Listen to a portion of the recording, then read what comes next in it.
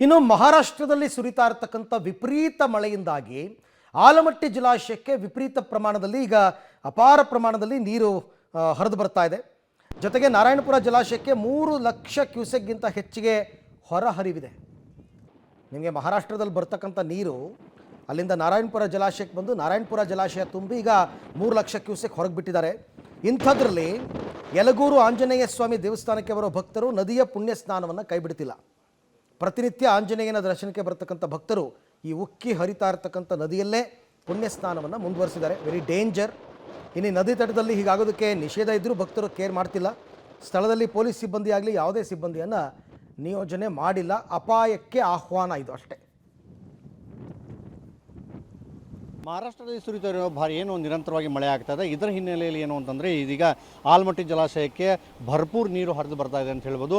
ಈ ನಿಟ್ಟಿನಲ್ಲಿ ನಾನು ನಿಮಗೆ ತೋರಿಸ್ತಾ ಇದ್ದೀನಿ ದೃಶ್ಯಗಳಲ್ಲಿ ನೋಡ್ತಿರ್ಬೋದು. ಏನು ಆಲಮಟ್ಟಿ ಡ್ಯಾಮ್ನಿಂದ ನಾರಾಯಣಪುರ ಡ್ಯಾಮ್ಗೆ ನೀರು ಹರಿದು ಬಿಡಲಾಗ್ತಾ ಇದೆ. 3 ಲಕ್ಷಕ್ಕೂ ಅಧಿಕ ಕ್ಯೂಸೆಕ್ಸ್ನಷ್ಟು ನೀರನ್ನು ಹರಿದು ಬಿಡಲಾಗ್ತಾ ಇದೆ. ಇದರ ಹಿನ್ನೆಲೆಯಲ್ಲಿ ನಾವೀಗ ಏನು ಅಂತಂದರೆ ಆಲಮಟ್ಟಿ ಡ್ಯಾಮ್ನಿಂದ ದೂರದಲ್ಲಿ ಬರುವಂಥ ಯಲಗೂರು ಏನು ಕ್ಷೇತ್ರ ಇದೆ, ಆ ಪುಣ್ಯಕ್ಷೇತ್ರ ಆಂಜನೇಯ ದೇವಸ್ಥಾನ ಬರ್ತದೆ.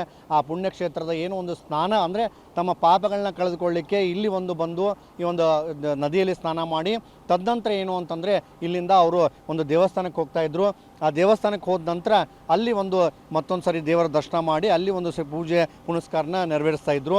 ಇದೀಗ ಏನು ಅಂತಂದರೆ ನಿಮಗೇನು ದೃಶ್ಯಗಳು ನೋಡ್ತಾ ಇದ್ರಿ, ಇಲ್ಲಿ 24 ಮೆಟ್ಟಿಲುಗಳು ಬರ್ತವೆ. ಆ 24 ಮೆಟ್ಟಿಲುಗಳ ಮುಖಾಂತರ ಇಲ್ಲೆಲ್ಲರೂ ಕೂಡ ಪವಿತ್ರ ಸ್ನಾನವನ್ನು ಮಾಡ್ತಾ ಇದ್ರು. ಪವಿತ್ರ ಸ್ನಾನವನ್ನು ಮಾಡಿ ತದನಂತರ ತಮ್ಮ ಎಲ್ಲ ಪಾಪಗಳನ್ನ ಇಲ್ಲಿಗೆ ತೊಳೆದುಕೊಂಡು ಇಲ್ಲಿಂದ ದೇವರ ಆಂಜನೇಯ ದೇವಸ್ಥಾನಕ್ಕೆ ಹೋಗಿ ಅಲ್ಲಿ ದರ್ಶನ ಪಡಿತಾ ಇದ್ರು.